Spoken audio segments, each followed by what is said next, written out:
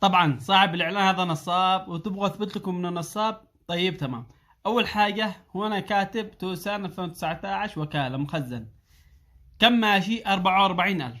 تعالوا نشوف الصوره علشان نثبت لكم ان في تناقض ولا لا. شوفوا السياره بدلوها دليلا على ان السياره اصفار. اذا كانت السياره باليمن ممكن نقول تمام، اكثر السياره باليمن ما هي مقمره ما بدون لوحه. بس هذه بالسعوديه، والسعوديه من المستحيل ان السياره تمشي بدون لوحه من عام 2019 الى الحين. عرفتوا؟ ممنوع. هذا التناقض الاول.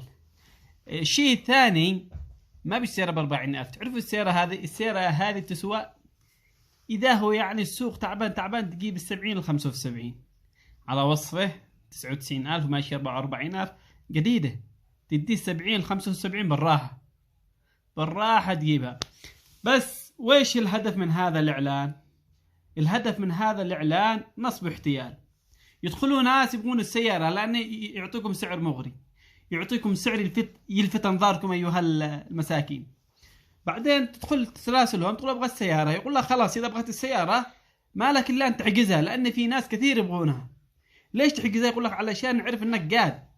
يعطونك رابط، هذا الرابط اللي بيعطونك تهكير، يهكر حسابك. الرابط هذا يقول لك خلاص احنا بنعطيك رابط تدخل للمركبات وتحجز السياره ب50 ريال وتدخل كلمه السر له حسابك، لان عندما تفتح الرابط يطلب منك، هم مسوينهم، يطلب منك حسابك البنكي، ويطلب منك رقم الحساب، ويطلب منك كلمة السر والرقم السري، و50 ريال عربون.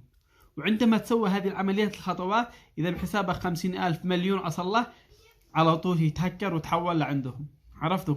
في واحد من متابعيني تراسل مع واحد من الحرامي هذا على أساس إنه بيشتغل معاهم، قال لهم في شغلة مربحة؟ قال له نعم.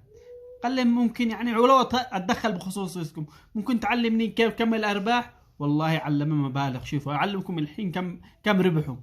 شوفوا هذا 428,507 ريال و85 هللة. 428,520 ريال و85 هللة. حتى الهلل سحبوا على المسكين، على الضحية هذا، ولا أحصل لا سيارة ولا هم يحزنون. عقب ما تحول الحساب حضروه واعطوه بلوك.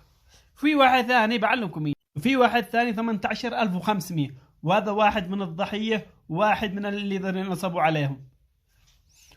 طبعا إذا بغت سيارة يا حبيبي روح للمعرض نفسه وشوف السيارة بعين، شوفها قدام عينك وشوف البايع